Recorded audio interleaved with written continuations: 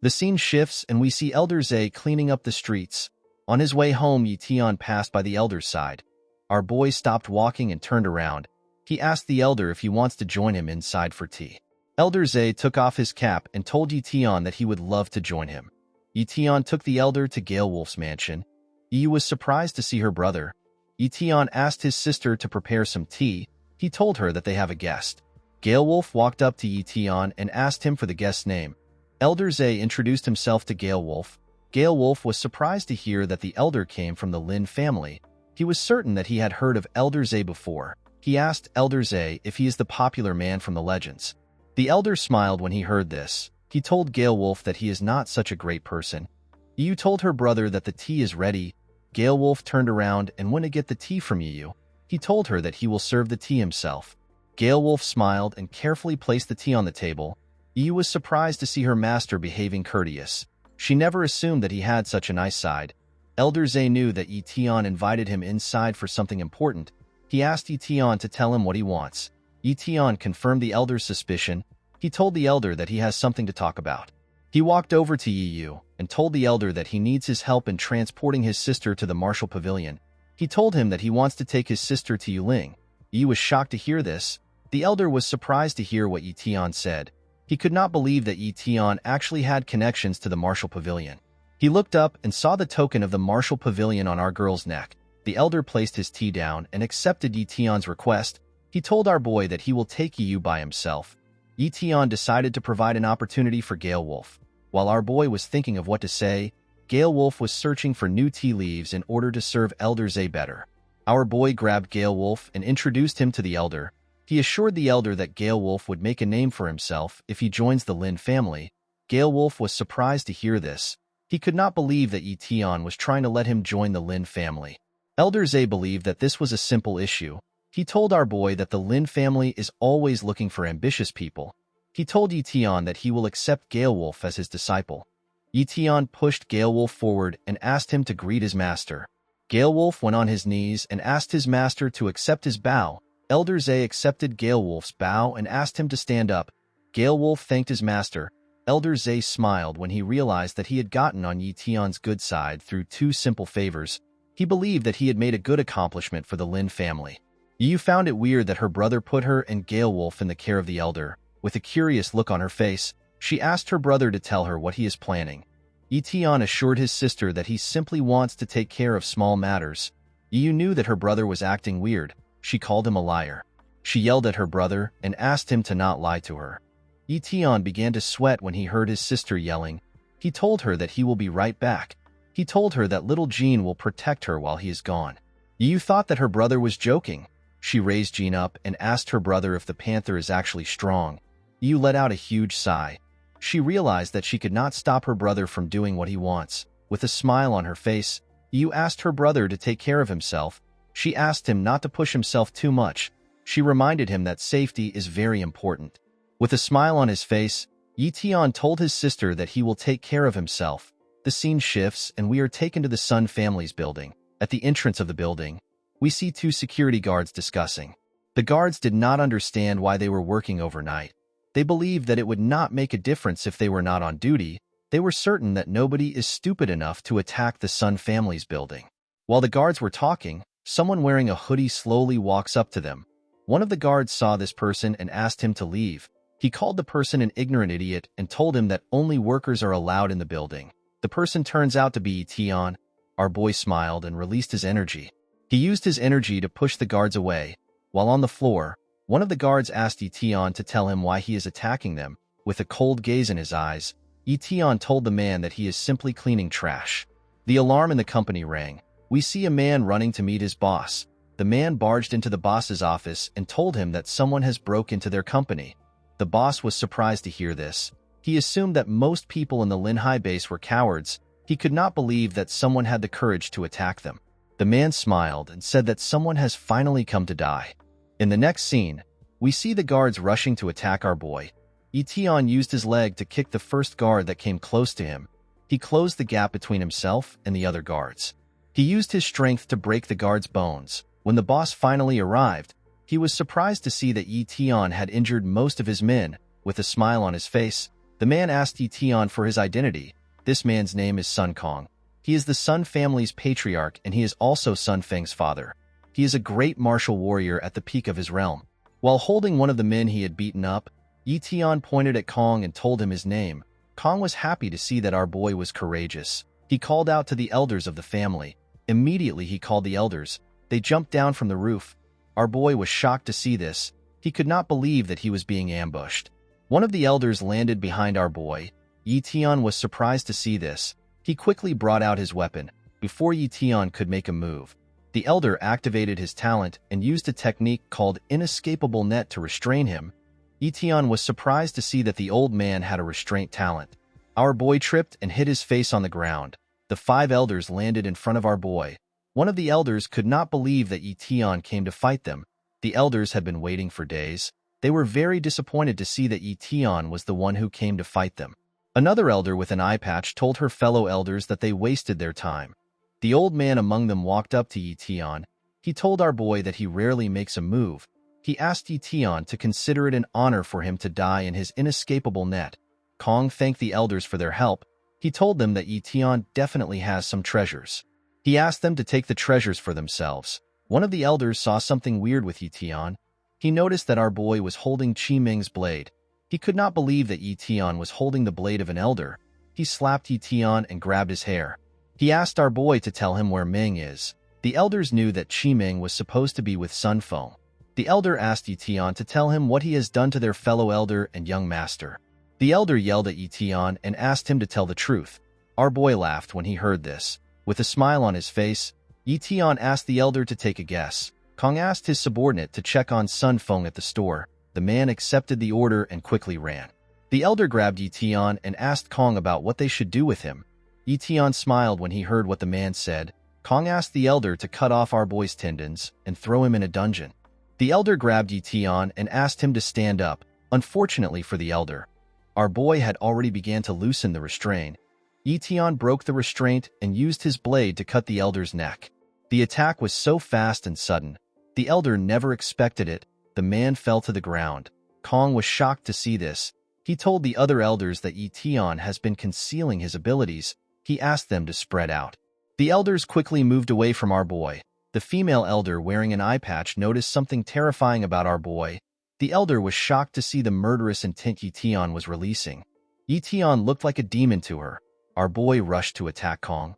Kong was annoyed to see that Ye Tian would target him first. He used his leg to crush the ground and took a stance. He told our boy that he will show him his skills. Ye Tian jumped when he got closer to Kong. The patriarch expected Ye Tian to attack him from above. Before Kong could react, he saw Ye Tian in front of him. Ye Tian threw a punch at Kong. The patriarch gasped for air when he received the punch. He could not believe that Ye Tian was so strong. Our boy used his leg to kick the patriarch away. Kong flew back and crashed into a building. Kong quickly stood up and yelled at the elders. With blood coming out of his nose, Kong asked the elders to attack our boy. An elder wearing a skull mask landed in front of Ye Tian. Ye Tian and the elder quickly rushed to attack each other. The 2 men locked hands and tried to suppress each other. In the process of pushing themselves back, Ye Tian and the man destroyed their surroundings. Our boy told the elder that he is quite strong. While the man was holding Ye Tian down, the old man rushed to attack our boy from behind. He wanted to restrain our boy with his touch. Before the old man's finger could touch our boy, Ye Tian used his leg to kick the 2 elders away from himself. The 2 elders flew back. Ye Tian looked at the old man and told him that he will not fall for the same trick twice. Our boy looked into the old man's eyes and smiled confidently. The old man told Ye Tian that he is too arrogant. He asked Ye Tian to look down. When our boy looked down, he saw that the old man had restrained one of his legs. He was quite shocked to see this. He did not understand how the old man was able to do it.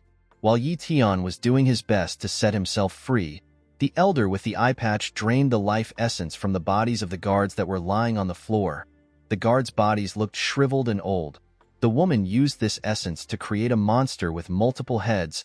She told the other elders that it is her turn to attack. Our boy quickly broke out of the restraint. He decided to run away from the area. He could tell that the woman's secret art will be dangerous for him to face directly. Before our boy could run from the area, he saw something shocking. The monster was already in front of him. Ye Tian realized that he messed up. The two-headed monster wrapped itself around our boy and exploded. This technique is called Blast of Death.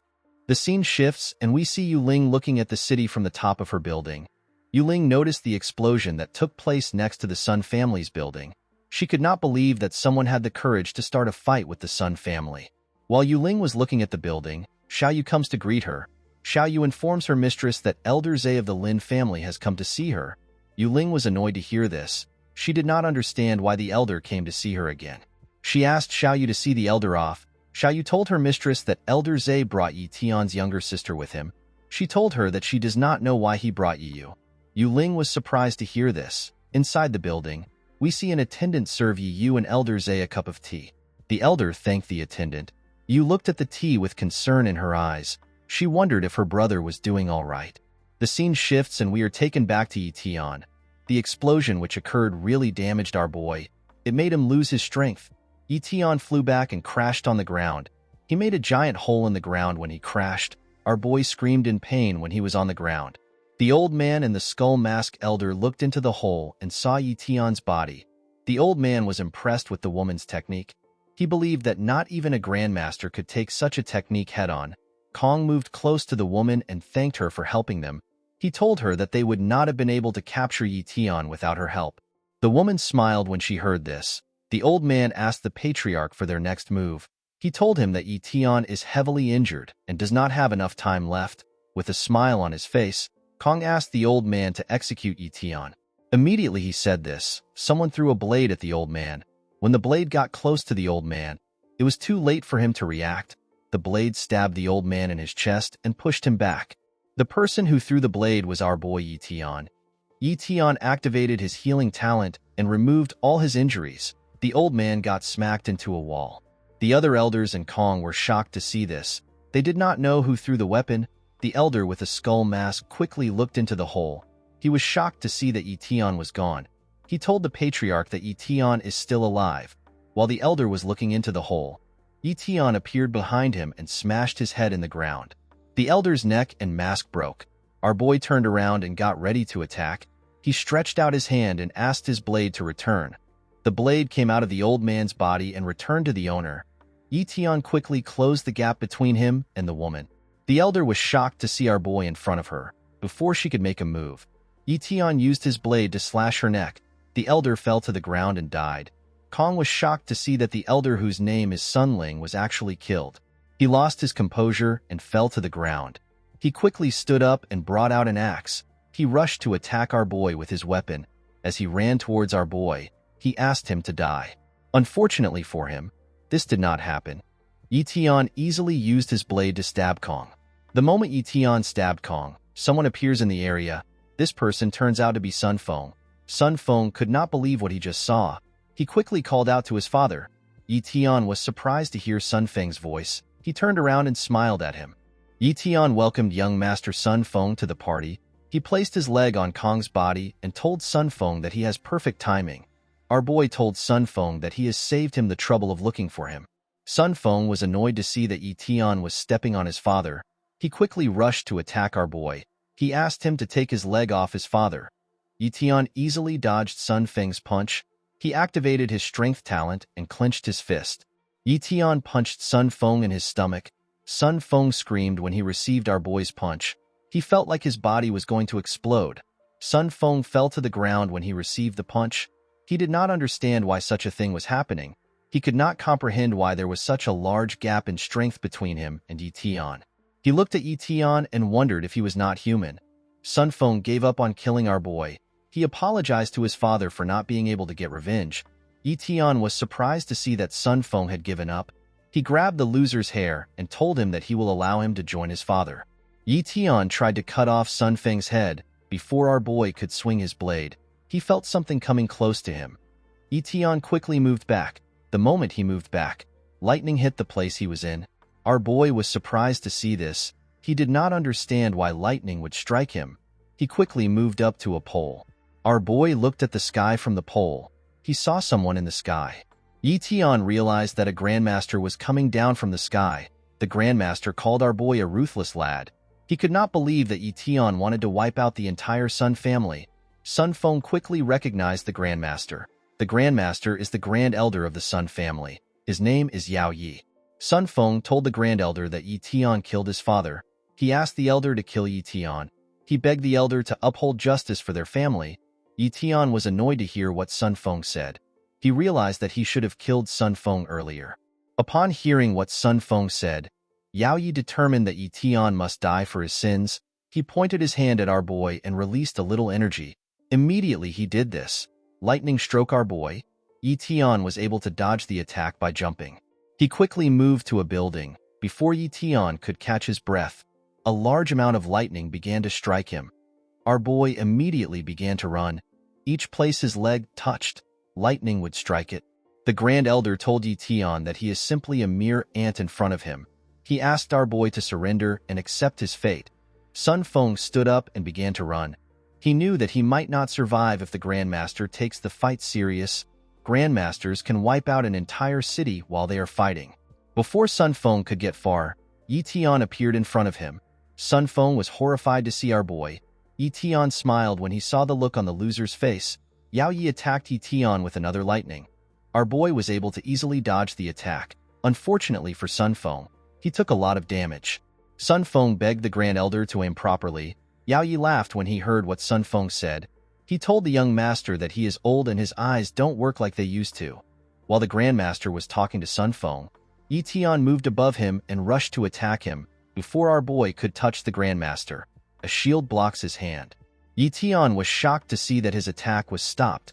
This barrier is known as the Primordial Shield. Yao Yi looked at our boy with disappointment in his eyes. Yao Yi glared at our boy. He used his energy to create a large amount of lightning and electrocuted our boy. Ye Tian screamed out in pain as he was being electrocuted. He lost his energy and fell from the sky. Our boy crashed into the ground. He quickly stood up and laughed. He was surprised to see how strong a Grandmaster was. He always knew that a Grandmaster would be strong, but he never expected it to be on such a level. Our boy realized that it was time for him to take the fight seriously. He tore his burnt clothes and took a stance. Yao Yi came down from the sky and stood in front of Ye Tian. He tried to use his aura to suppress our boy. To his surprise, Ye Tian stood his ground and matched his aura. Yao Yi is an initial stage Grandmaster. He is one of the only 2 Grandmasters of the Iron Feng base. He is part of a group who advocates for the suppression of the Linhai base. Our boy looked at Yao Yi's status window. He was surprised to see that the old man only had one talent, which was a high cultivation talent.